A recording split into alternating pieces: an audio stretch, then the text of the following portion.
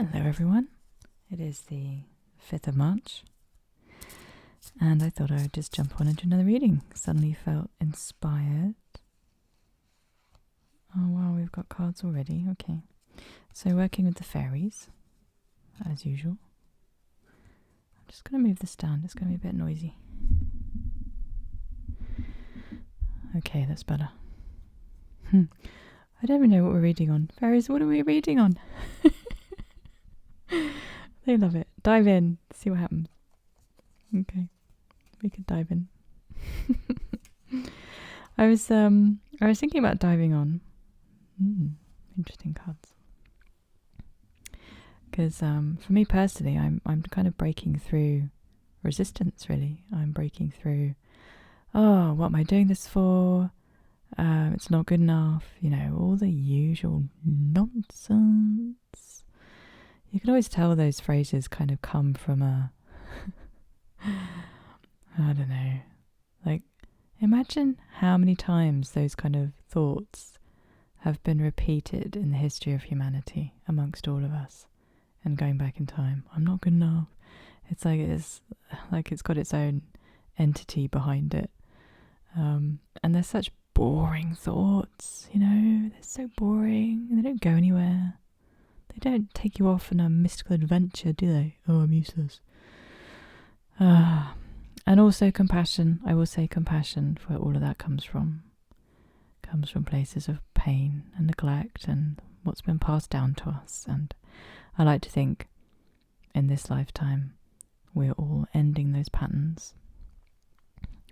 So I suddenly had the inspiration to, just get another recording out there. Yay. And then the negative thoughts came on. And that kind of spurred me on even more. Like, no, I'm going to push through this. I am playing. I am creating.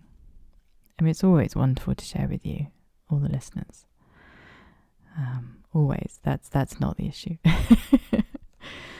Okay, fairies, I didn't even ask you a question. They're shrugging their shoulders at me. That's all right.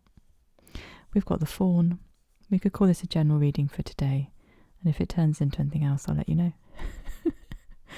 The fawn, nature's medicine, all things natural, natural magic, our own true nature, the fawn. I adore this card. It always feels so tender to me. And so balancing and calming, like stepping into a woodland and maybe you spot a deer and instantly it feels so magical. And you're in the magic of nature. This is the fawn card. And for me, it's a very youthful card as well. Very, like innocence, but wisdom as one. It's just beautiful. I think I'm just going to read each of the cards and then we'll see if particular messages come through. So the second card is the Master Maker. So this is the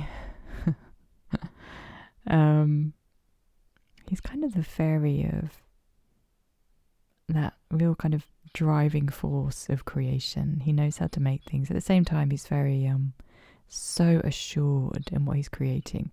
So the fact he's come through when I was having such a wobble about even creating this recording is very interesting. He did come out reversed as well. So again, now he's so that's perfect because I almost was not in my Master Maker. I almost shrunk back into something I am not. His message is, I don't want to say he's impatient, but he's certainly, I don't know, if how can I describe the energy? Almost like a sergeant major, but or like the leader of your platoon or something, or in the SAS, and you're going through your paces, you're being tested, and he's the one who's got your back whilst also putting you through it. It's kind of that energy with whatever we want to create. He's going to be there. He's going to be on it. And he's going to expect the absolute best of you. This card is also about when we create, really expect the highest. This is nothing to do with perfectionism. This is to do with knowing that everything we create, leave a space in our feelings and our mind for it then being 10 times more than we could ever imagine. Always leave that kind of door open, the window open to this will be so much more than I am actually capable of right now. It's that kind of energy. Yeah, so when he comes out reversed, it really is, we've lost that kind of, I want to say gumption. We've lost that, we're feeling out of touch with the fact that we are master makers. And part of being a master maker is that surrender to the divine. That, okay, I'm going to put in 110% in a self-loving way. I always have to say this because the way my brain was wired in this lifetime and probably other lifetimes, there was a lot around perfectionism. So I always have to add the caveat that this is from love. This is not from, I must make this perfect to be, how can I put it? I got distracted then. I need to be perfect so I'm valid. I need to be perfect to even exist. I need to be perfect to even survive, real angst, serious angst, pressure. So yeah. And of course that excludes the divine completely, because then it's just all about pushing, no surrender at all. It's kind of that really, it reminds me of just being really shut down and burrowing downwards into a seeking perfection and getting further and further away from the sun. That's the image that comes to mind. So the Master Maker has arrived to say we are worthy. He does not mess with anybody. He does not bother with anybody who's not worthy. We are intrinsically worthy. We are Master Makers. We are creative. And we simply create and expect the best in a healthy way. And then know that it's going to be 10 times more than even that. And that's not in our hands, not that part. That's beautiful. I always think this is my Aries card. Just that absolute confidence of we're getting this up and running. We're getting started. Go, go, go.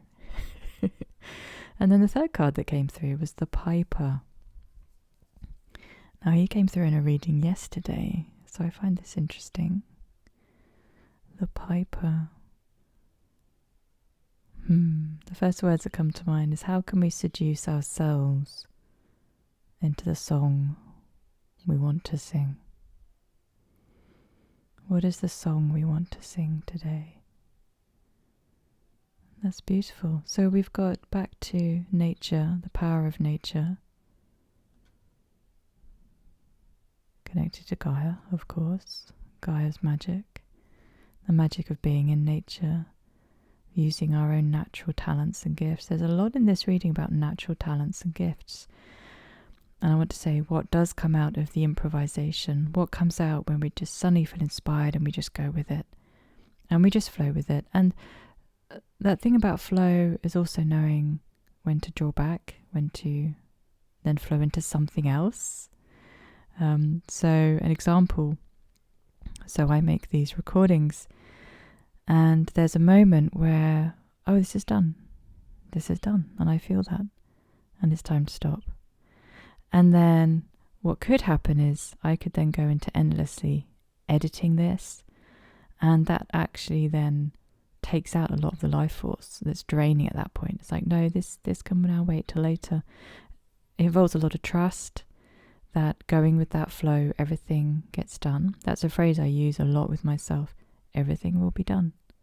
Everything will be done. So these are all the methods I use to come out of perfectionism, come out of workaholism, come out of achiever or overachieving, is trust the flow. Trust the flow. Trust our own natural talents. Trust when we are inspired. Trust that the amount of energy we have in this moment for that creation is enough, and then we flow into something else. Because before all of this creating, it is our souls that are the important part. Our souls. And why do we create?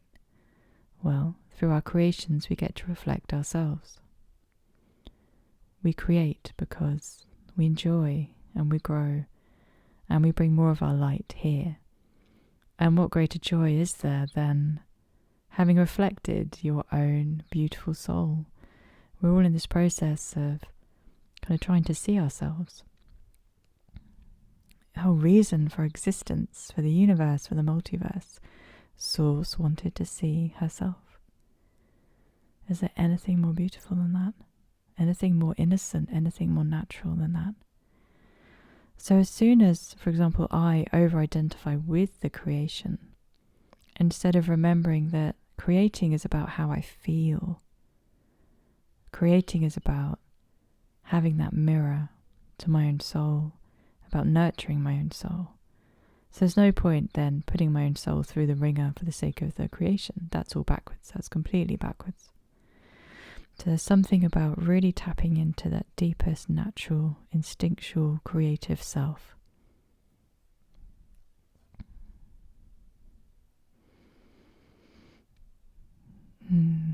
With the confidence of the Master Maker. Allowing that space for it to be so much bigger than you think you are. Yeah, and the piper. I want to get the book with the piper. Where did I put my book? He's got a different message to yesterday. Let's have a look. It's number 24.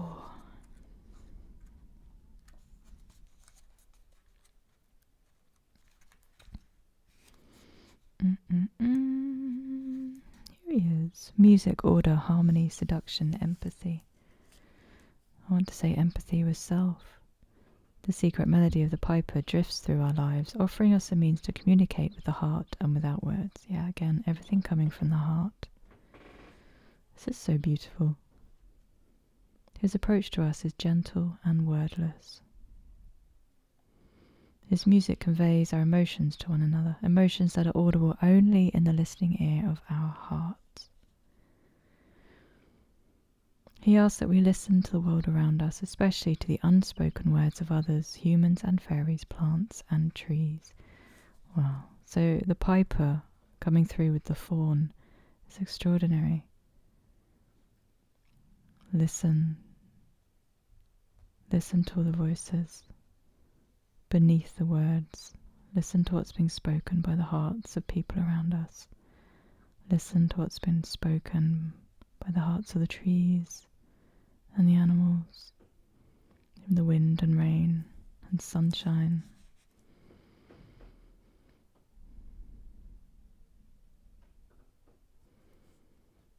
Among the other things the piper offers us is the ability to bring him our sorrows and pain in the form of music so that he may help us to heal them. Sing a sad song to this fairy, and he will add to it the energy of cleansing and healing, if we are open to healing. His natural music also offers us tranquility if we take the time to be still and listen to it. So again, our creations are also to heal us. We can express, and that's why having no attachment to the creation itself, how something comes out, that's not the important part. The important part is the process, the coming out, the beautiful resonance between the self and the creation. The flow of energy between the self and the creation. That's stunning. I'm reminded of an experience I had the other day where in one of my creative projects I'd got very stuck, and I discovered it was because a part of me, an inner child part of me, was very wounded.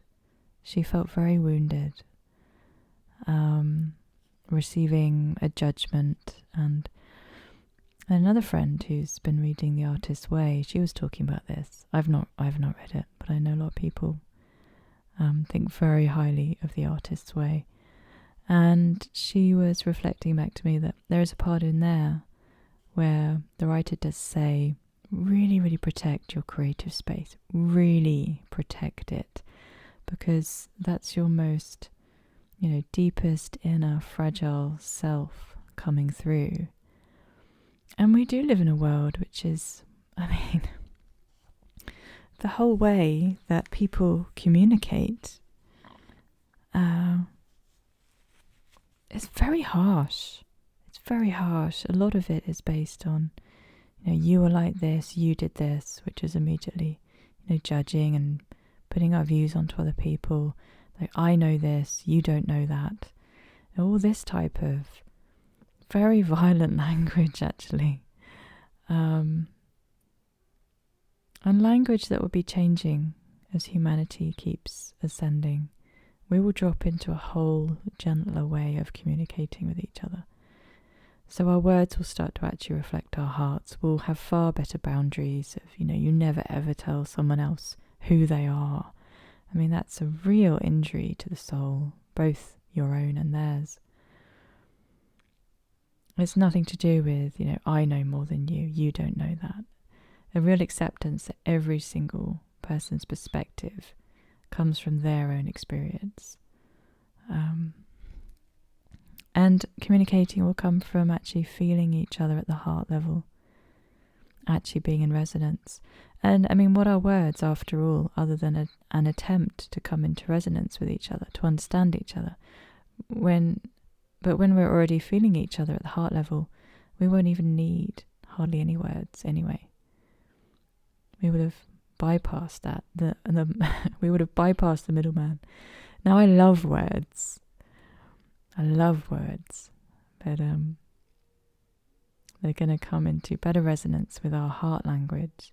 And at the same time, there'll be so many times when we just don't need words. Like when you meet a soulmate, or a twin flame, someone, or a soul family, someone you really resonate with, and you just don't need words. You just don't need words. When you do use words together, it is beautiful. Healing. Okay. So, another reminder here. When we are... let me link these two thoughts. So I was talking about this inner part of me who was very, very wounded, and I needed to go in and heal her. I needed to sit with her and understand her. And from that time I spent with this part of me, who felt very wounded around a particular creation I'm doing at the moment, creative project, she was then able to lead me to just back into complete harmony with the project and better in touch with our needs. So who do we share this with? Who do we not share it with? Does it ever get shared with the world? Or is this one of those creations which is just for me and mine, for me and my soul and my higher self, as part of the creative process? Maybe if we lived in a much gentler world, I would feel okay bringing far more creations out.